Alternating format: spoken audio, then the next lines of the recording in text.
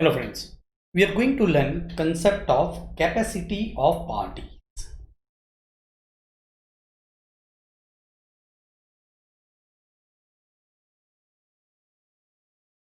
Try to understand why we are learning this concept or this particular chapter. We were learning essential elements of valid contract. What were essential elements of valid contract? Offer and acceptance, we have already done. Consideration, again done. Now we will be learning capacity of parties in this particular lecture. Legality of object, free consent.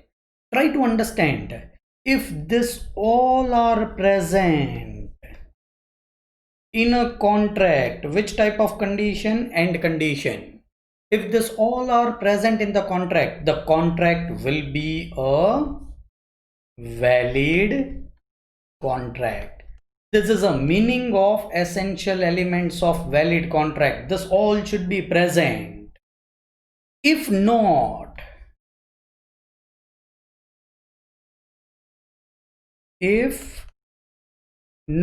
say anyone is not satisfied, the contract will not be a valid contract.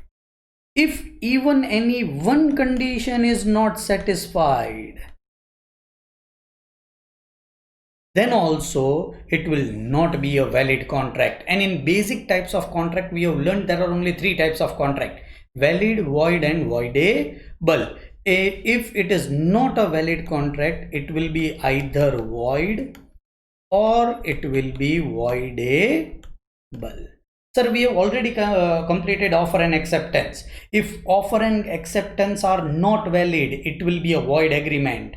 If consideration is not valid, it will be a void agreement. If capacity of parties is not present, again it will be a void agreement. We will be learning voidable only in free consent. Otherwise, in all other cases, it is just a void agreement. Alright. We are going to capacity of party. Try to understand what does law says. There are two parties in the contract. Alright. A, B. Say offerer and acceptor. Minimum there should be two parties. Alright.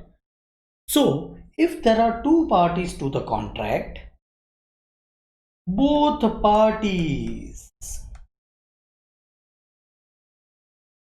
should be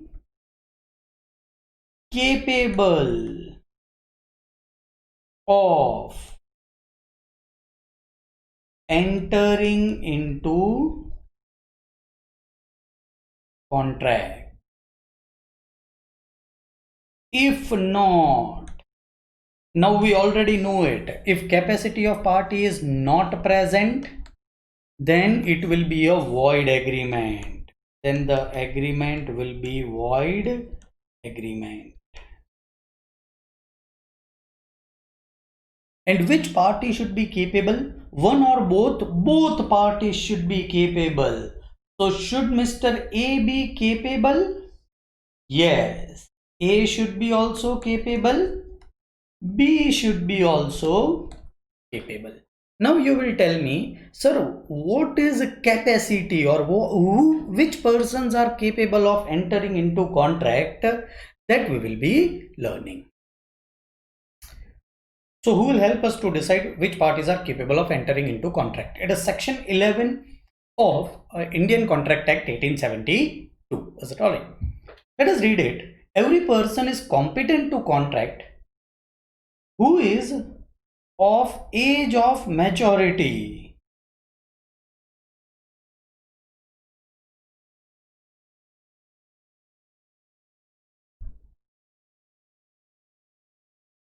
Who is of age of majority according to the law to which he is subject, and who is of sound mind and is not disqualified from contracting by any law. So let me in nutshell explain you section 11.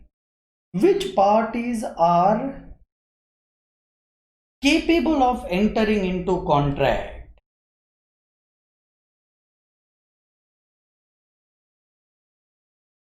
The answer is very simple.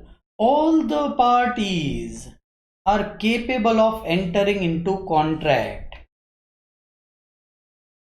except number one. What is the age of majority in India is 18 years. Is it alright? So who are not capable of contracting? Minor are not capable of contracting. Who is of sound mind? So who are not capable of contracting? Person of unsound mind.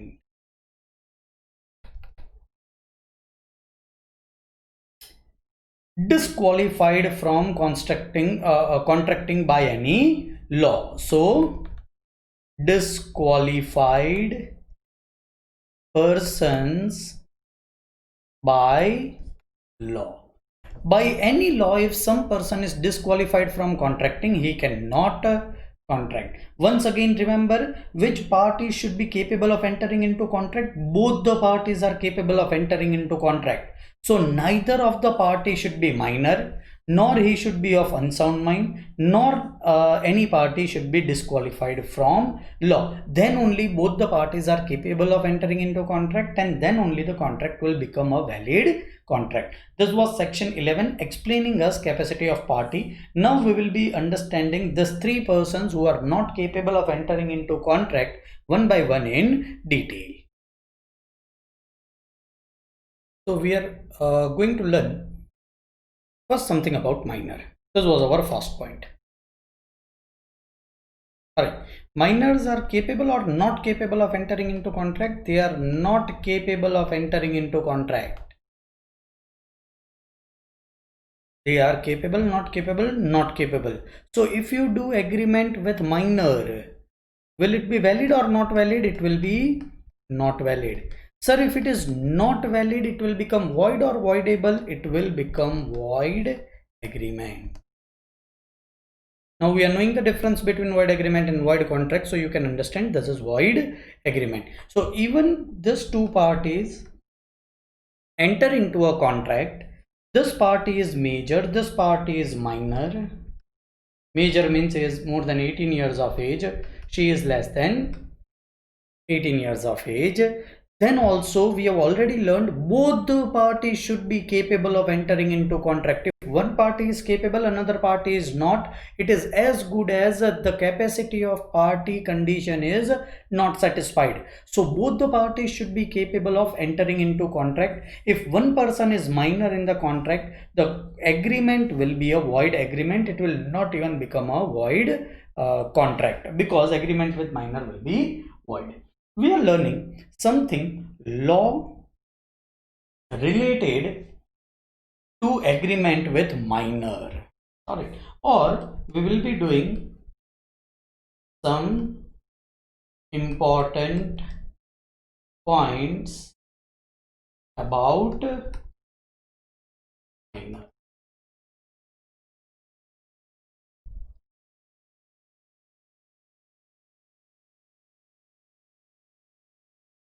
So let us start one by one. First, a contract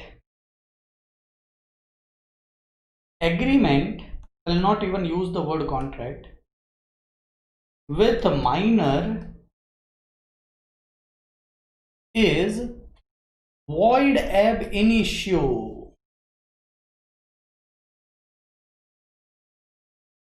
So from starting only it is void. If we have learned that if from starting only it is void, it will become void contract or void agreement. So agreement with minor will become void agreement.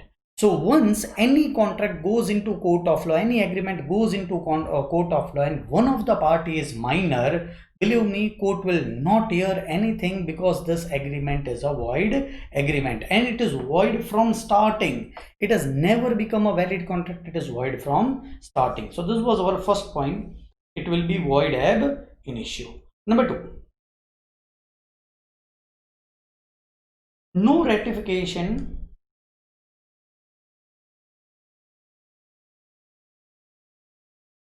after attaining majority. See, let us take this two person. He is major, she is minor, and let us assume her age is 3.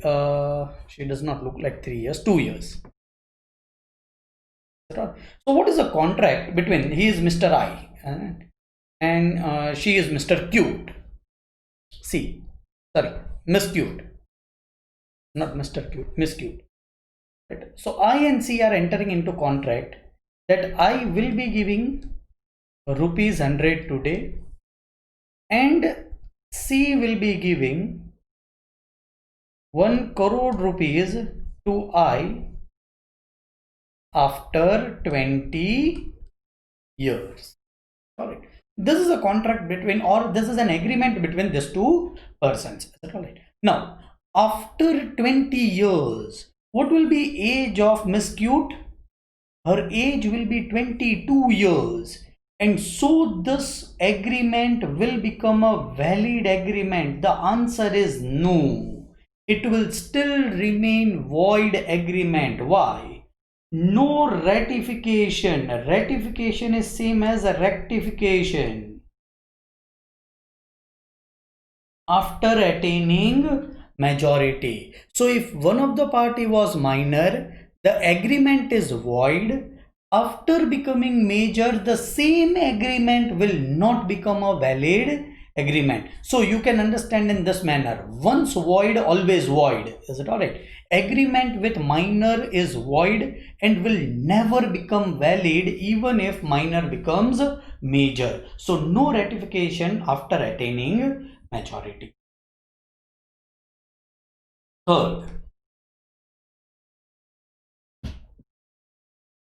a minor can always plead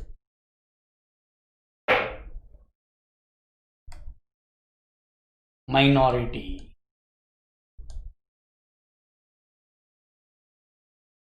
See, again take a same example of I and C. They both have entered into some contract of say loan, where minor C has taken some loan from I. Alright. Now, this contract, there was some problem in the agreement and the agreement goes into court of law. Alright. See what I is discussing in court of law, that minor C, parents were present, minor C required some medical help. So I have given minor C a loan of say 10 lakhs rupees. The guardians or parents were present and so this agreement is valid. C argues in court of law. Even at her age, she cannot go into court of law, but as if she is 4 years of age. Is it alright? C can argue in court of law. Let me not even take 4 years. Let me take 14 years. She is of 14 years of age. Is it alright? Don't go on photograph. She is of 14 years of age. So, what C is arguing, try to understand. Miss Cute is saying, I am minor. I don't know anything.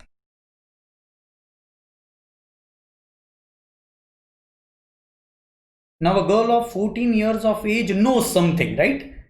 But can she argue that she don't know anything about this agreement? She does not understand this agreement. She can always say that this agreement is void. I don't know anything about this agreement or loan. The answer is yes.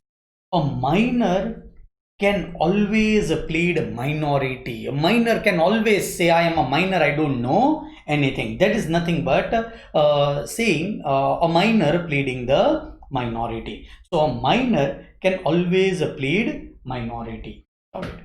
Fourth,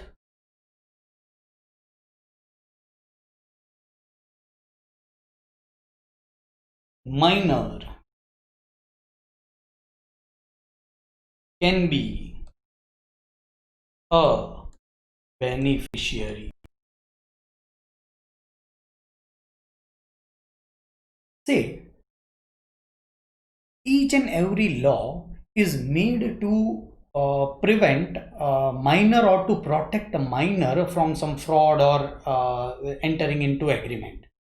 But sometimes, say, going to school, minor needs to enter into contract. Of course, there will be guardian sign, but minor needs to enter into some contract. Is it all right? Say a minor is having 100 crore rupees property.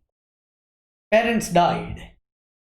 She should be allowed to keep that money in fixed deposit. Is it all right? So keeping a fixed deposit is also an agreement, and if all the agreements are void, no bank will allow a minor to keep a fixed deposit.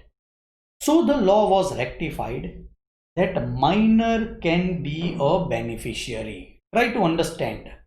I, Miss C, entering into a contract whereby C is now only beneficiary. She is not liable to do anything. C is just a beneficiary in the contract. Then this type of a contract will be a valid contract. I'll give you a simple example of this. Bank, Miss C. Miss C puts 100 crore rupees in bank as fixed deposit.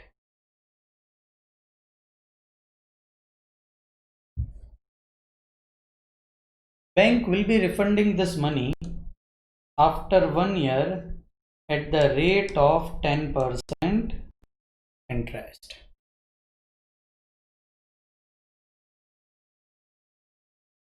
Agreement with minor is void.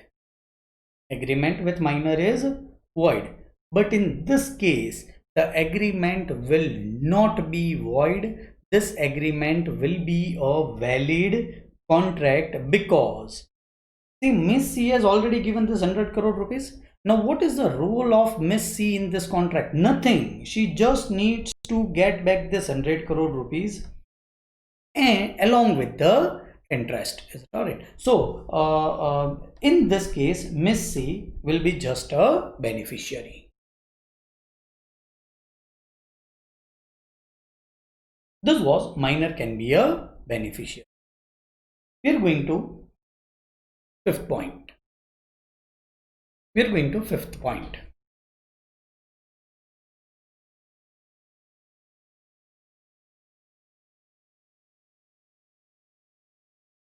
Contract by guardian.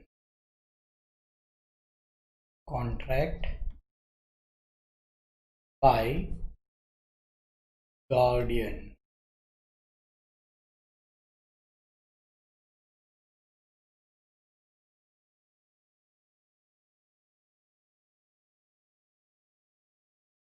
So what is contract by guardian?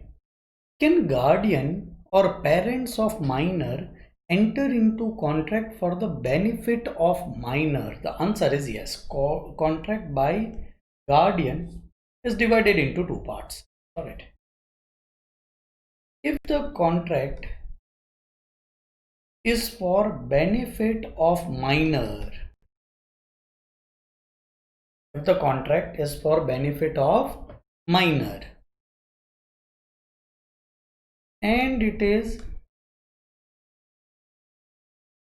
allowed by guardian, some of the law will suggest that it is not allowed by guardian to enter into such type of contract.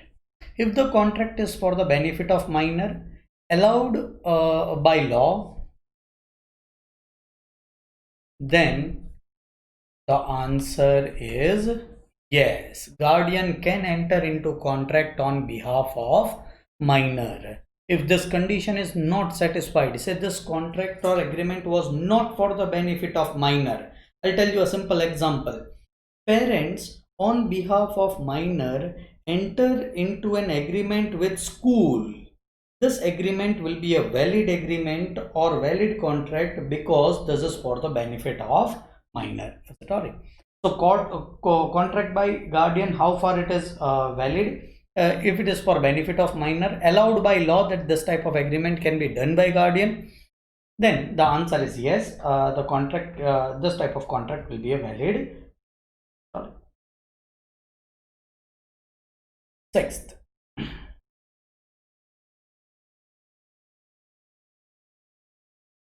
minor are liable for necessity provided. Minor are liable for necessity provided. Now what is this? Try to understand. It is very easy point. If the minor enter into contract that she will be giving rupees 10 to Mr. I, and Mr. I will be giving biscuits to minor, biscuit will be a part of necessity. This agreement will become a valid contract even if it is entered with minor. So what does law says? A necessity provided to minor will be a valid contract. Now what is necessity will be dependent upon cases and circumstances. Say for a son of Anil Ambani, even Mercedes can be a necessity. For my son, even a simple car might not be a necessity. So it will be dependent upon situation to situation, but understand, if you can prove in court of law that you have provided necessity to minor, then ultimately that agreement will be a valid agreement and will be termed as a valid contract. So minor are liable for necessity provided for to them. Seventh one.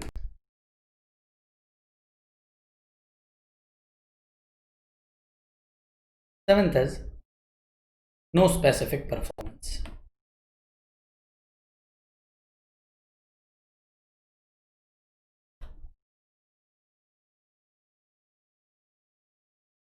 What does this mean? If there is an agreement with minor, you cannot compel minor for performance. Now this is a very simple point, because we have already learned agreement with minor is void. So once agreement is void, there is no question of performance. Neither I will have to perform, neither minor will have to perform. If I perform, I cannot force minor to perform. This is first and seventh point are one and the same. If the agreement is void, no party can compel another party for performance. This is what is meaning of no specific performance. Eighth one.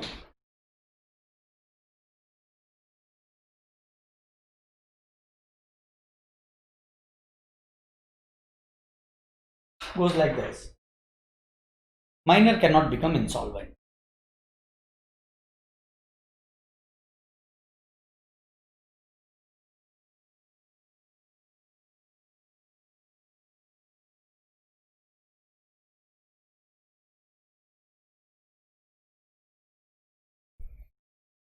See what is the case. Minor, what is insolvency? Your assets are less than your liability. You can go into court of law and declare yourself as insolvent, or someone else can go into court of law and declare yourself as insolvent. Now try to understand. The contract with minor is valid only if minor is beneficiary. That particularly means a minor cannot be held liable. So there is no liability of minor. So liability of minor cannot be greater than assets, because liability of minor is zero. As per law, there cannot be liability of minor. If there cannot be liability of minor, the liability cannot exceed assets, because the liability of minor will be zero. So minor cannot be declared insolvent in court of law. Is it all right? Ninth, This will be learning in partnership also. Minor cannot become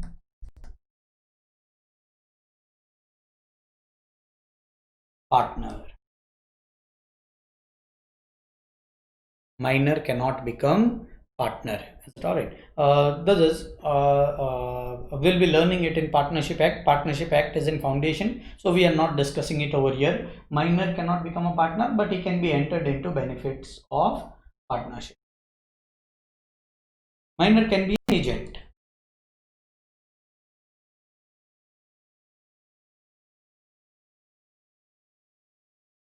Again, no one can choose minor as an agent. Is it all right? So if a Samsung company agency is with minor, you cannot, if you purchase a Samsung mobile and if there is some problem, you cannot choose that minor, but you can choose the company. So minor can be an agent. 11th is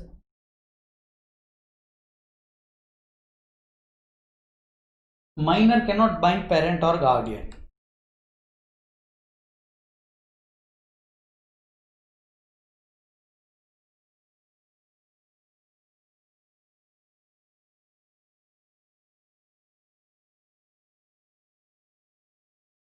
So if minor has taken a loan of 100 crore rupees, parents will not be liable to repay that 100 crore rupees. Minor cannot make responsible parents and guardian. Is it all right? So if you are dealing with minor, you are dealing at your own risk. Agreement with minor is void. Parents cannot be held liable for the contract which is entered by minor. Minor as a shareholder, also will be learning it in Companies Act. Minor as a shareholder, we'll be learning it in Companies Act. All right.